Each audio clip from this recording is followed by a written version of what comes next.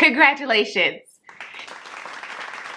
You will be completing medical school soon and you have matched into a residency program. Now, with all of this excitement comes a lot of transitions and also a lot of nerves. I don't know about you, but after medical school, there was a lot of thought of, okay, now I'm actually a full-fledged doctor. Well, not quite, because you're still in training. But you would be making a resident salary from having no money, negative because of student loans, to actually making some money. I didn't really know how to manage my finances. So take it from me, as a graduate of medical school in 2013, I've learned a lot about how to manage finances even on a tight budget. So if you want to learn how to build joy and also have more wealth while working on a $60,000 resident salary, then stay tuned. Hello again and welcome to my channel. My name is Dr. Brittany Helford, and on this channel we talk about how to build more joy and more wealth in our lives. And today I'm going to give you tips on how to budget as an intern. In 2013, I graduated from medical school at Northwestern University and matched in internal medicine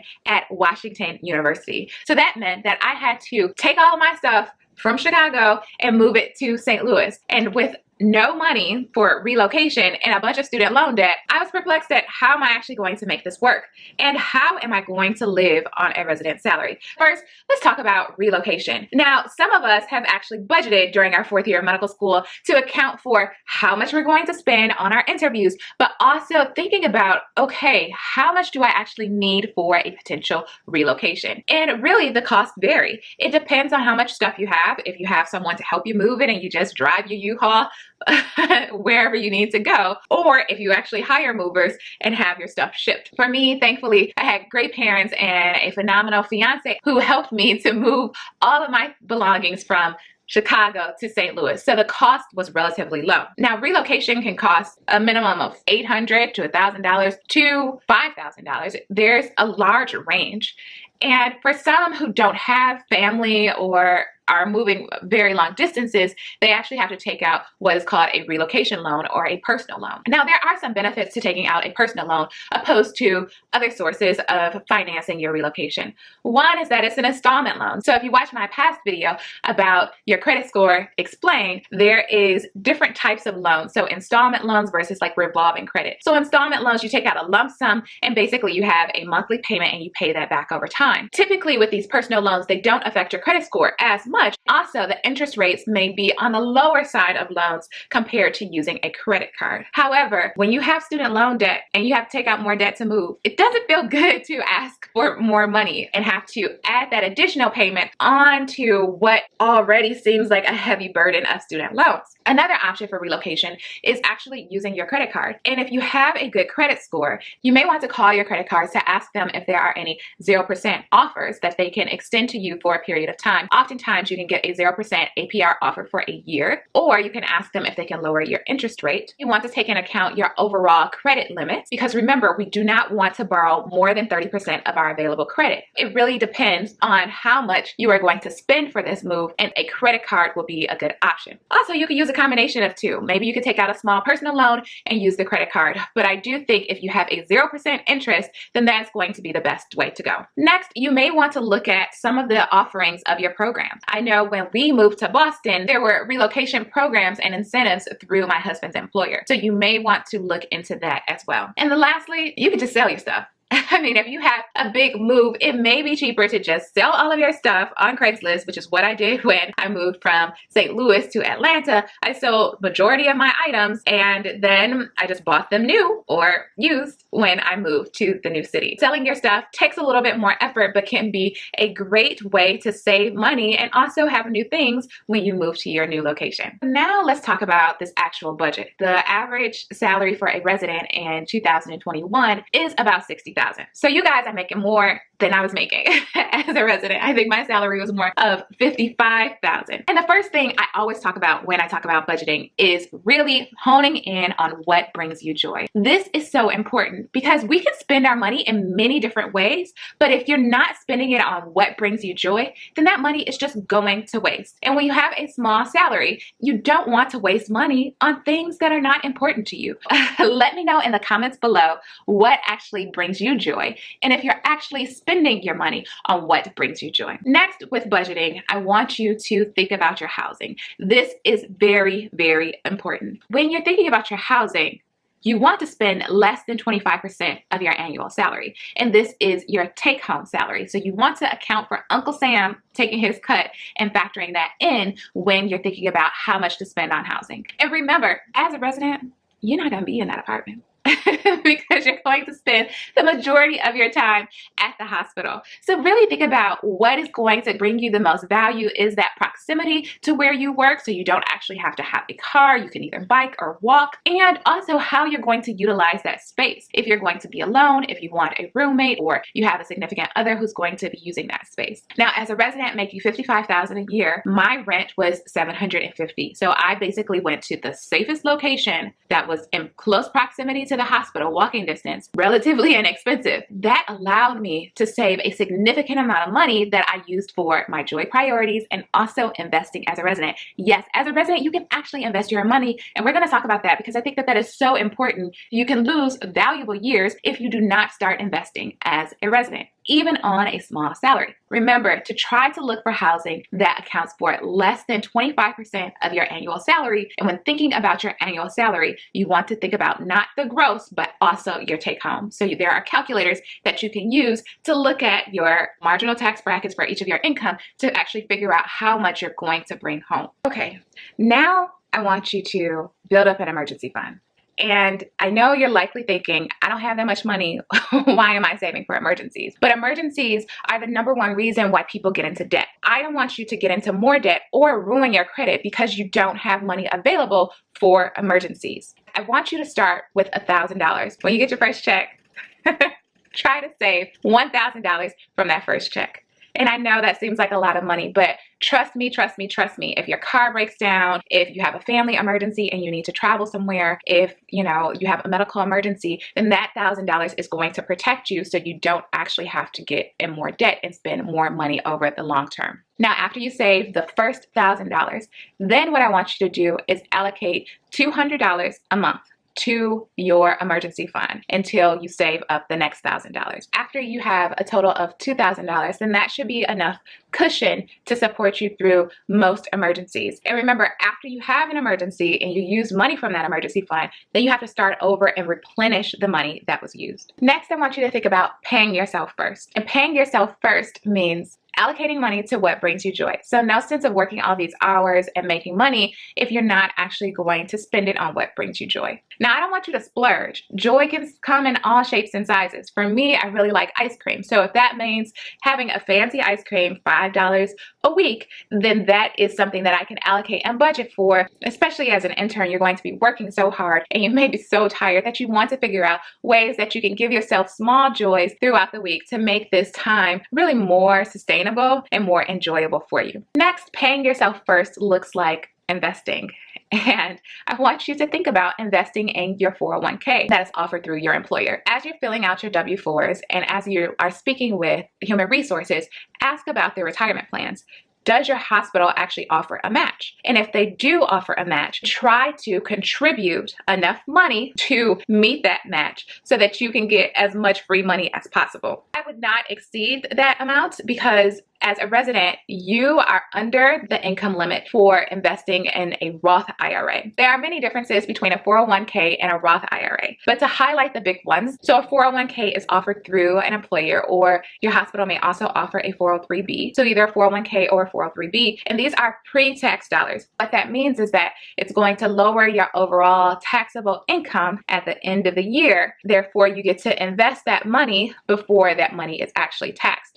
While that money grows, it is growing tax-free. However, when you reach retirement age and you take that money out, you will have to pay taxes on that money at that time. This is in contrast to a Roth IRA, or a Roth individual retirement account, which is a contribution that you can make on your own through Vanguard or Fidelity or other companies that you might choose, but I personally like Vanguard and Fidelity. this contribution is post-tax dollars. So that means after you get your check in your bank, then you'll have to take out money and allocate it to this account. Because you've already paid taxes on that money, that means when you take it out at 59 and a half or whatever age you take it out, that you will not have to pay taxes on that money. And it also grows tax-free. Now, everyone can't contribute to a Roth IRA. Well, now there's a backdoor Roth. So after you start to make your attending salary, then you can backdoor into a Roth IRA. But things become a little bit trickier when you have to do the backdoor route. So I would encourage you to take advantage of the Roth IRA during your residency because it's easy. You haven't met those income limits, and so you don't have to do this whole backdoor maneuvering that,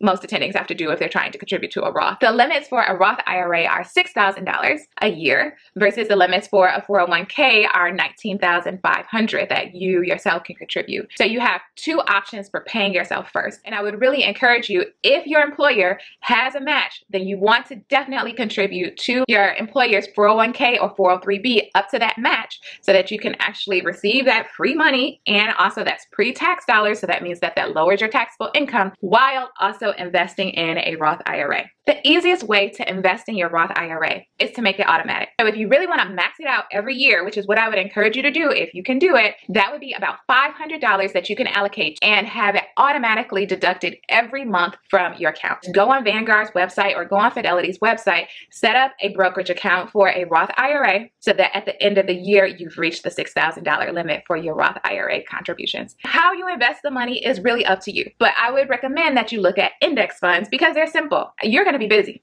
like really busy. So you want to choose an index fund, which is basically a fund of stocks that follows a particular index. I personally like a fund of stocks that mirrors the S&P 500 because that 10-year annual return rate is about 8 to 10%. You want to basically put your money there, leave your money there so that it can grow and you can get those returns over time as you retire. The longer you keep your money there, the more it is going to grow. Make sure you invest your dividends. Don't take out those dividends. Invest those dividends as well so your money can compound and continue to grow returns even while you're in residency. Now, one of the key factors to making your money work for you in residency is to avoid life creep. Basically, you want to live below your means. That doesn't mean that you go out and you finance a new car. It doesn't mean that you go out and eat at fancy restaurants all the time. It's important that you have joy. So if eating out and enjoying time with friends and family is something that brings you joy, then make sure you budget for it. But you definitely want to avoid life creep. A few of the ways that I decreased my food budget was, one, most of the residency programs offer some type of food incentive where you have $500 or something that you can spend at the cafeteria, or they give you little cafeteria meal tickets, which is what my residency program did. And I would use those meal tickets. We also had free meals during our noon conferences. So even if I was busy on wards, I would still take 5 to 10 minutes to go down to get me some free food to put away for me to eat later. So you really want to take advantage of all the free food that your residency program may have to offer you. Additionally, I shopped at Aldi's. And some of the residents were like, "What, Brittany, you shop at Aldi's?" Yes. And I'm spending less money on groceries than you are. Another really great way to enjoy your time with family, friends, residents is to have potlucks. We did this often, or we would just cook together, at someone's house. And that way you're having a nice meal together, you're enjoying someone's company, but you're not spending restaurant prices. And the last thing that we have to talk about, which we all want to avoid, and that's your student loans. I'm sorry. I graduated with $131,000 of student loan debt that grew to $135,000 even while paying on it as a resident. And I talk about my getting out of debt journey here. So make sure you go and watch that video next. But I know no one wants to think about it, but we have to think about it. And I would encourage you to start paying on your student loans. Well, we're in 2021. So right now they're not earning any interest until September 30th, 2021. But when they become active, I would encourage you to start paying on them. Just giving your student loans something is going to be helpful, especially for those of you who are considering the public service loan forgiveness. Who knows what is going to happen? Are we going to have $50,000 forgiven, $10,000 forgiven? Are you actually even going to qualify for any of this forgiveness? Because I don't know when it's going to kick in and what the income limits are going to be. But what I do know is if you are in a surgical specialty and you have a long residency, or even internal medicine or pediatrics, and you want to do a fellowship afterwards, I would right now, after this video, if you haven't already, call whoever your loan servicer is. download the checklist for public service loan forgiveness and actually submit the paperwork and all of the documentation that is needed for the public service loan forgiveness. Don't wait until after residency. Residency is the key time to start paying on your student loans.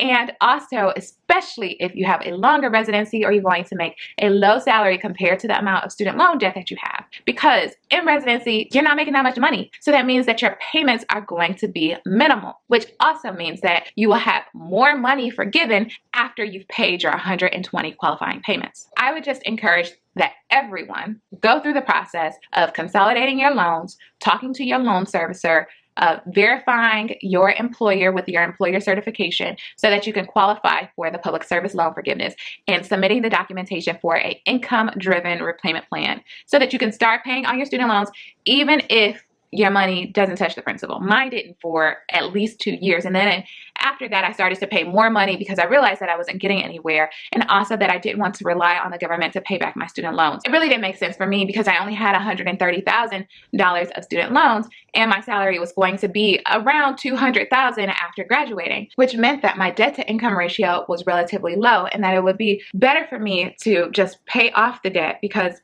if I waited for 10 years and having to accrue all of that interest, and also the burden of having to submit the documentation every year for them to potentially lose my documentation, I just didn't want to go through that headache. So I just determined that I was going to pay off the student loans as quickly as possible. You have a 3-year residency program, and after that, you're not going to do a fellowship, and you only have $100,000 to $200,000 in student loan debt. Then it's probably going to be better for you to refinance your student loans after residency and start paying off your student loans. However, while you're in residency, submit the paperwork for the public service loan forgiveness. Only 3 years, so that means you only have to have a headache for 3 years. And if you choose to do a fellowship, then you've already enrolled and you're already making those payments. As an intern, I didn't know what I wanted to do. And even as a third-year resident, I thought that I was going to do critical care, which would have extended into a fellowship and also extended the time in which I could have made minimal payments. So I think the better option is for you to just enroll, just in case you want to do a fellowship or you want to switch residencies. So many things happen during your residency that it's just better to prepare yourself for a potential debt payoff plan if you can get it all forgiven. That way you have more money to invest. There's no clear answer at this point, going from medical school to intern year, of how you should pay off your student loans, but you should start to pay something. And I think the best option is to enroll in the public service loan forgiveness and start to pay with an income-driven repayment plan for your student loans so that all of those payments can count towards potential forgiveness if that is what you choose to do in the long run. Let's recap, because I said a lot. I just want to make sure that you guys get this. Budgeting as an intern or as a resident is easy. You can invest, you can build joy, you can travel while making only $60,000. First thing that I want you to do is to focus on joy. Sit down with yourself and say, what actually brings me joy? Whatever it is, write those things down right now so that you can budget those things in and have joy during residency. 2, you want to think about your housing expenses. Keep them low. You're not going to spend that much time in that apartment anyways. You want to live austerely as a resident. That's really going to help you avoid life creep, okay? 3 is you want to pay yourself first. So that means you want to budget in your joy priorities, but also think about your older self. Residency is the perfect time to start investing, specifically into a Roth IRA. 4, and this is a little out of order, so sorry guys, is have an emergency fund. You want to start with $1,000 just at first, and then build up to $2,000. And lastly is to start paying on your student loans.